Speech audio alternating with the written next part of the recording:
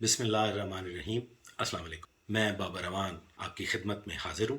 میرا آج کا ولاگ تھا پولیس افسران کی مشکلات کی نسبت، ان کو اچانک جو استحصال کا شکار بنایا جاتا ہے اس کی نسبت ایک واقعے کو لے، لاہور کے ایک بیوٹی پارلر کا واقعہ تھا، لیکن میں اس واقعے کو شارٹ کروں گا کیونکہ شاید وہ واقعہ آپ لوگوں کے لیے اتنا دلچسپی کا باعث نہ ہو۔ تو میرا آج کا جو ولاگ ہوگا وہ بنیادی طور پہ کوئی اسلامی ولاگ نہیں، لیکن ہوگا کیا کہ ہم اللہ سے فراڈ کر رہے ہیں۔ اس میں جرائم کی بہت بڑی وجہ بھی شامل ہوگی کہ ہم کیسے اللہ سے فراڈ کر رہے ہیں اور پھر وہ کیسے جرائم کا باعث بن رہے ہیں۔ تو میرے ساتھ رہیے گا۔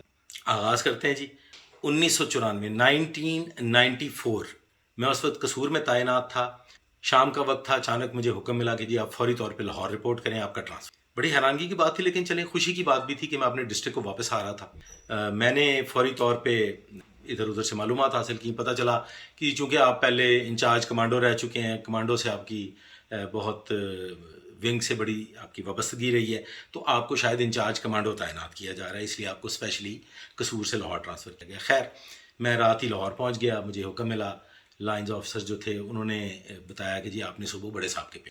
اینی ویز میں صبح تیار شہر ہوا، وردی شردی پہنی، دفتر چلا گیا۔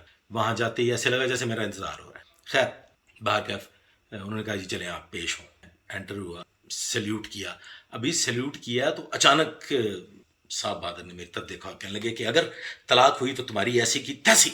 میں بڑا حیران ہوا، میرے لیے بڑی چونکا دینے والی بات تھی، بڑی حیرانگی کی بات تھی اور مجھے سمجھ میں بھی نہیں آیا سچ میں نے کہا سر آئی ایم ہیپیلی لیونگ اور ایسی کوئی بات نہیں ہے، کوئی ایسا مسئلہ نہیں ہے، یہ کیا آپ کیا بات کر رہے ہیں؟ انہوں نے کہا بس جائیں آپ جا کے اپنا شو کاز نوٹس وصول کریں، اور as soon as he said کہ جی آپ جا کے اپنا شو کاز نوٹس وصول کریں تو مجھے ساری کہانی کھل گئی۔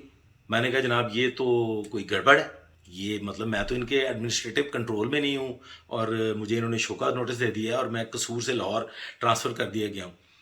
اس کے پیچھے قصہ یہ تھا جی کہ میں قصور تعینات تھا تو میرے ایک بڑے قریبی عزیز، ان کے بڑے بھائی وہ لندن رہتے تھے اور ان کا فیملی کا کوئی ڈسپیوٹ چل رہا تھا یہاں لاہور میں ایک معروف بیوٹی پارلر کے حوالے سے، تو کوئی ڈیورس وغیرہ کا سلسلہ تھا۔ میں لاہور آیا ہوا تھا، روٹین میں سنڈے کا دن تھا۔ میرے قریبی عزیز نے کہا جی کہ ہمارے یہاں پہ ہم نے ڈیفینس جانا ہے، کوئی مسئلہ ہے وہاں پہ، کچھ فیملی کی ڈسکشنز ہیں، آپ بھی ہمارے ساتھ چلیں۔ میں بھی چلا گیا۔ اب میرا قصور صرف اتنا ہے جی کہ میں وہاں جا کے بیٹھا ہوں اور میں نے ایک پیالی چائے کی پی اور شاید کوئی ایک آدھ کچھ سنیکس وغیرہ میں سے کچھ لیا ہوگا، تو بس صرف اتنا۔ اور میں وہاں سے واپس آ گیا اور اپنے روٹین کے معاملات میں شامل ہو گیا، نہ اس سے پہلے نہ کبھی اس کے بعد میرا ان سے کوئی رابطہ نہیں۔ اور یہ جو سارا تماشا تھا یہ کیسے لگا، اس تماشے کے دوران جب یہ میرا ٹرانسفر ہو گیا، مجھے اسکواڈ میں لگا دیا گیا، وہ شوکاز نوٹس کا مجھے کوئی سزا نہیں مل سکتی تھی چونکہ وہ بالکل غلط شوکاز نوٹس تھا۔ میں نے اس کا جواب دے دیا، اس کے جواب میں نے لکھا جی کہ میں تو آپ کے ایڈمنسٹریٹو کنٹرول میں نہیں ہوں، آپ تو مجھے سزا نہیں دے سکتے یا آپ شوکاز نوٹس ہی نہیں دے سکتے۔ خیر باہر کہ انہوں نے وہ تو رکھ دیا دراز میں، اور انہوں نے کیا کام شروع کیا کہ جناب مجھے لگا دیا انہوں نے ہاک انچارج ایک ونگ کا، اور اب وہ خود پیٹرولنگ کے لیے یا کہیں جا رہے ہیں، کسی آفس میں جا رہے ہیں، راستے میں کوئی گاڑی چیک کر رہے ہیں اور کہنے لگے جی اس کی شوز پہ مٹی تھی لہٰذا ان کا جو ہاک ہے اس کی 1 سال کی سروس۔ اس طریقے سے انہوں نے مختلف اوقات میں، بڑی لمبی داستان ہو جائے گی، اس کے میں چھوٹے چھوٹے پیس آپ کو اپنے ولاگز میں سناتا رہوں گا کہ یہ میرے ساتھ میرا یہ بہت بڑا المیہ تھا لائف کا۔ 1994 میں یہ جو بلنڈر میرے ساتھ ہوا، اس بلنڈر کی سزا میں نے ریٹائرمنٹ تک بک، یہ مخالفت میں نے ریٹائرمنٹ تک بک۔ اور خیر بہرکیف وہ جو میٹنگ تھی، اس میٹنگ میں بڑے بڑے لوگ تھے، بڑے بڑے صاحبان اقتدار، ترازو والے، کوئی اور ترازو والوں کے اسسٹنٹ کالے کوٹ والے، اور اس طرح سے بے شمار لوگ۔ میں وہاں پہ I was very small there, لیکن پتہ ہمیں کیسے چلا کہ ایک اے ایس پی ہوا کرتے تھے حسین اصغر صاحب، میں اپنی اسی مشکل کو لے کے، ایس این محبوب صاحب تھے ایس پی اسپیشل برانچ، ان کے دفتر میں بیٹھا ہوا تھا تو حسین اصغر صاحب آ گئے۔ حسین اصغر صاحب نے آتے مجھے جب دیکھا تو مجھے جانتے تھے، ہمارے پاس ڈیوٹی رہے تھے۔ انہوں نے کہا وہ میاں یار ایک مجھے بات یاد آ گئی، میں فلاں فلاں دفتر میں بیٹھا ہوا تھا، وہاں پہ کوئی ایک بڑے صاحب جو تھے وہ ایک صاحب کو حکم دے رہے تھے کہ وہ آپ سے وہ چھوٹا سا تھنے دار قابو نہیں آتا اس کی پھرکی ٹائٹ کر دیں، تو آپ کی کوئی پھرکی ورکی ٹائٹ ہوئی؟ میں نے کہا سر بڑی ٹائٹ ہوئی جناب، فل ٹائٹ ہوئی سر، میں سر ابھی تک بھگت رہا ہوں۔ ان صاحب نے مجھے ٹکا کے سزائیں دی، بڑے مختصر سے وقفے میں انہوں نے مجھے کوئی 20-22 کے قریب سزائیں دے دی۔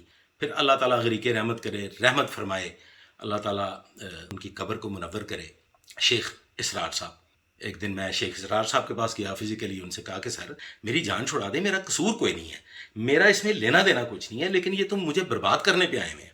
انہوں نے بار کے آئی جی صاحب سے بات کی اور پھر ود ان نیکسٹ 2-3 آورس میری وہاں سے جان چھوٹ گئی۔ لیکن اس بیچ اس 1.5 مہینے میں میرے ساتھ کیا کیا ہوا یہ بڑی قابل ذکر ہے اور سننے والی داستانیں آپ کو سنائیں۔ آج کا میرا جو ولاگ ہے نا جی، ہم اس طرف آتے ہیں، وہ ہے جی ہم اللہ سے فراڈ کر رہے ہیں۔ اس کے لیے میں نے نوٹس بھی تیار کیے۔ یہ بڑے عرصے سے میری خواہش تھی کہ میں آپ سے بات کروں کہ ہمارے یہاں پہ نا جی حالات بڑی تیزی سے برائی کی طرف بڑھ رہے ہیں، جس میں ہمارا اپنا ہاتھ شامل ہے۔ ہم اب ٹرینڈ فالوورز ہیں، ہم اپنی روایات کو چھوڑ کے جو آج کل جدید ٹرینڈ چل رہے ہیں ہم اس کو فالو کر رہے ہیں، اور اس کی وجہ ہے مرد کی دائمی آقا خاتون۔ مرد پوری طرح سے خاتون کے آگے سرنڈر کر چکا ہے۔ اب دیکھیں، سوچیں ذرا، اس بات پہ غور کیجئے گا کہ مرد 50% عورت اور 50% مرد کے جسم کو لے کے پیدا ہونے والا ایک مرد، جو بعد میں نمبر شمار اور گنتی کے حساب سے مرد کہلاتا ہے، وہ ماں، نانی، دادی، خالہ، پھپھی، چاچی، ان سب رشتوں میں پل کے جوان ہوتا ہے، اور یہ اس کی بنیادی تربیت گاہ ہوتے ہیں۔ کیسے ممکن ہے کہ وہ ترم خان بن جائے؟ کیسے ممکن ہے کہ وہ ان استحصالی قوتوں کے چنگل سے آزاد ہو جائے؟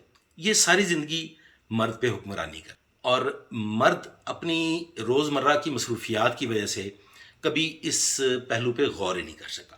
دیکھیں، معاشرے کی اس پرابلم نے کہ عورت ہمیشہ حکمرانی چاہتی ہے، اور یہ ایک بڑا طویل ٹاپک ہے، اس پہ ہم حکمرانی کے، عورت کی حکمرانی پہ بات کریں گے کہ رب العالمین نے ہر چیز کی حدود مقرر کر دی۔ ہمارا جو المیہ ہے وہ یہ ہے کہ میں معذرت کے ساتھ، میں چیلنج سے یہ بات کر رہا ہوں کہ ہم نہ قرآن کو مانتے ہیں اور نہ اللہ کو مانتے ہیں۔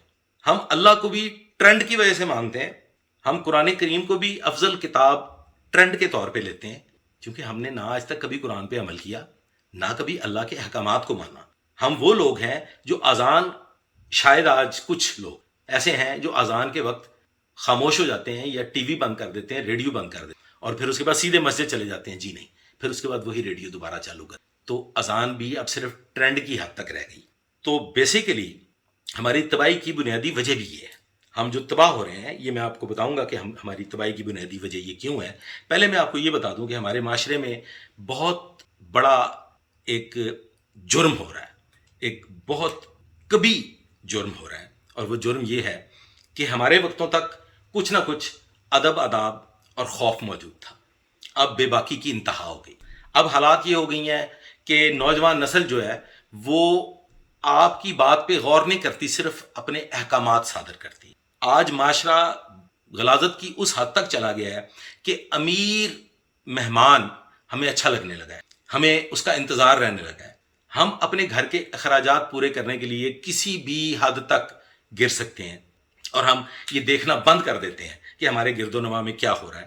ہم معاشرتی طور پہ معاشی حالات کی وجہ سے، یا جو بھی آپ سمجھ لیں اسلام سے دوری کی وجہ سے، آج اس قابل نہیں رہے کہ ہم اپنی نوجوان نسل کو کوئی سیدھا راستہ دکھا سکیں، کیونکہ ہم ذاتی طور پہ سب کے سب کسی نہ کسی برائی کا شکار ہیں۔ ہم سالوں نمازیں نہ پڑھنے والے، ہم قرآن کریم نہ پڑھنے والے، قرآن کریم کی بے حرمتی کی باتیں کرنے والے، اسلام کو خطرے میں بتانے والے، سب سے بڑے تو اسلام کو خطرے میں ڈالنے والے ہم لوگ ہیں۔ ہم اپنے رائٹ لیفٹ تھوڑا سا غور کر لیں اور اس کا ذرا تجزیہ کر لیں۔ ہم اپنی اولاد کو یہ نہیں پوچھ سکتے کہ بیٹا ہم نے تو تمہیں ایک سادہ سا رمضان درزی سے سوٹ سلوا کے دیا تھا، یہ تم برانڈڈ کپڑے کہاں سے لے آئے، یا یہ تم برانڈڈ کپڑے کہاں سے لے آئی؟ ہمارے پاس یہ جرت نہیں ہے۔ اس سوال کی ہمارے پاس جرت اس لیے نہیں ہے کہ ہم خوف زدہ ہیں کہ ہم تنہا رہ جائیں گے۔ ہمیں بھی یقین ختم ہو گیا رب العالمین۔ آج ہم اپنے بیٹے سے یہ نہیں پوچھ سکتے کہ بیٹا تجھے تو میں نے ایک نوکیا کا موبائل لے کے دیا تھا، یہ آج تیرے پاس ٹچ سسٹم والا سمارٹ فون کیسے آ گیا؟ نہیں پوچھ سکتے۔ ہم اسے کریم بلاک سے جینز خرید کے دیتے ہیں، ہم اسے یہ نہیں پوچھ سکتے کہ تو نے رینگلر کیسے پہن لی، اور پھر ہم کہتے ہیں کہ جی معاشرہ برائی کی طرف جا رہا ہے۔ تماشا مداری کا سرکس دیکھنے کے لیے ایک جمع غفیر اکٹھا ہوتا ہے، جدھر برائی ہو اس طرف مجمع لگ جاتا ہے، اچھائی سے لوگ بور ہونے لگتے ہیں، اچھائی کی بات لوگ سننا پسند نہیں کرتے۔ میں بھی ہو سکتا ہے اپنی جوانی میں، اپنے لڑک پن میں اچھائی کی باتیں سننا پسند نہ کرتا ہوں، لیکن بد نصیبی ہے اس معاشرے کے لیے، اس نوجوان نسل کے لیے جو آج تعلیم حاصل کرنے کے بعد بھی اس نتیجے پہ نہیں پہنچ سکے کہ تجربے کا کوئی نعم البدل نہیں ہے.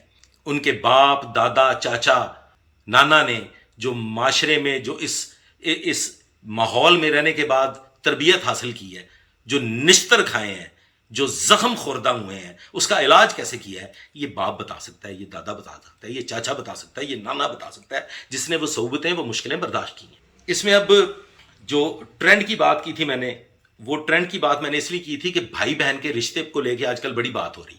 بھائی بہن کے درمیان ناجائز رشتے، یہ آج نہیں، یہ صدیوں سے قائم ہوتے چلے آ رہے ہیں. میری نوجوانی کے زمانے میں ایک گلبرگ میں بہن بھائی تھے، وہ شاید اب فوت بھی ہو گئے ہوں، کیونکہ تب وہ بڑے ان کی عمر کافی ہو چکی تھی اور وہ مشہور تھا کہ یہ بطور میاں بیوی رہ رہے ہیں. اسی طرح سے ساہیوال کی ایک ماں اور بیٹے کا واقعہ موجود ہے. تو بنیادی طور پہ ہم حرام کھا کھا کے ہماری وہ چیزیں جو کسی زمانے میں بڑی غلیظ بڑی نفرت سے دیکھی جاتی تھی، اب وہ معاشرے کا حصہ بن چکی ہیں. میں آپ کو بتاتا ہوں، مجھے ایک جگہ سے ایک دعوت ملی کہ آج یہاں پہ ہماری نیو ایئر کی دعوت ہے، اور یہ بہت اول کی بات ہے میری نوجوانی کی، یہ کوئی آج کی بات نہیں کر رہا. میں اس نوجوانی کے دور میں وہاں چلا گیا. ابھی میں ایک سائڈ پہ کارنر میں، کیونکہ اسٹیگ تھا، ایک سائڈ پہ کھڑا کارنر میں دیکھ رہا تھا کہ یہاں کیا ہو رہا ہے. وہاں پہ بہنیں، بھائی، ماں، بیٹے، بیٹیاں، فیملیز اس پارٹی میں آئی ہوئی تھی. وہاں پہ کاؤنٹرز لگے ہوئے تھے. باپ اپنی بیٹی کو اپنے فرینڈ کے ساتھ پارٹی میں دیکھ رہا تھا، بھائی بہن کو دیکھ رہا تھا، بہن بھائی کو دیکھ رہی تھی، ماں باپ اپنے خامد کو دیکھ رہی تھی، خامد اپنی بیوی کو دیکھ رہا تھا. وہاں پہ پارٹی ہو، اور ہم نا اسلام کو صرف اپنی مرضی کے مطابق لیں تھوڑا تھوڑا. اب میں آنے لگا ہوں کہ ہم اللہ تعالیٰ کے ساتھ فراڈ کر رہے ہیں اور ہم تباہی کا شکار کیوں ہیں. ہمیں دولت کی ہوس نے، برانڈڈ کپڑوں نے، پرفیومز نے، 5 اسٹار ہوٹلز کے کھانوں نے، اور لگژری گاڑیوں نے، لگژری ہاؤسز نے، نمود و نمائش نے، دبئی نے مجبور کر دیا ہے کہ ہم ہوتے ہوتے بغیرتی کی منزل پہ گامزن ہو چکے. ہم اب کچھ سوچنے سمجھنے کی صلاحیت سے محروم ہو چکے ہیں. اس ٹاپک پہ بڑی سیر حاصل گھنٹوں گفتگو ہو سکتی ہے، اور اس میں چھوٹے چھوٹے اتنے بے شمار پوائنٹس ہیں جو میرے ذہن میں تھے، اور میں یہ چاہتا تھا کہ میں وہ آپ لوگوں سے ڈسکس کروں، لیکن اب ہمارے پاس اتنا وقت نہیں رہا کہ میں اس پہ تفصیلاً ڈسکس کر سکوں. مختصراً میں یہ بتاتا ہوں جی کہ گورا صرف اس لیے ترقی کر رہا ہے کہ وہ منافقت نہیں کر رہا. دیگر قومیں بھی صرف اس لیے ترقی کر رہی ہیں کہ وہ منافقت نہیں کر رہی. ہم کر رہے ہیں جی منافقت. ہم کہتے تو ہیں کہ ہم مسلمان ہیں، لیکن اپنے گریبان میں جھانک لیں سب، مجھ سمیت، کہ ہم کتنے مسلمان. ہم سچ پوچھیں تو گستاخ ہیں رب العالمین کے. ہم نہیں مانتے نا یار، مان جائیں، اس بات کو تسلیم کر لیں کہ نہ ہم قرآن کو مانتے ہیں نہ ہم اللہ کو مانتے ہیں، کیونکہ ہم اپنا ماننا چاہتے ہیں. ہم جب تعویل کرتے ہیں، جب کسی بھی اللہ کے بنائے گئے قانون کی، اللہ کی بتائی گئی کتاب میں جو حکم دیا گیا ہے، اس پہ جب ہم تعویل پیش کرتے ہیں کہ نہیں ایسے نہیں، ایسے، اب تو یہ ہے، اب ایسے نہیں ویسے یہ، تو اس کا مطلب ہے کہ ہم اس حکم کو ماننے کے لیے تیار نہیں ہیں. مینز ہم اللہ کو ماننے کے لیے تیار نہیں ہیں. یہ ایک بڑا تفصیلی ٹاپک ہے. اس پہ میں کوشش کروں گا کہ ایک پورا پینل بلاؤں، جس میں علماء کو بھی بلاؤں اور ایکسپرٹس کو بھی بلاؤں، اور بیٹھ کے میں آپ لوگوں سے تفصیلاً ڈسکس کروں کہ ہمارے معاشرے میں ہوتا کیا جا رہا ہے. ہم برائی کو کیسے تسلیم کرنا شروع ہو گئے.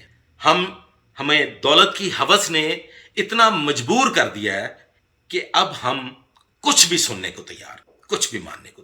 بھلے قیامت والے دن جو ہوگا دیکھا جائے گا. اب تک کے لیے صرف اتنا ہی.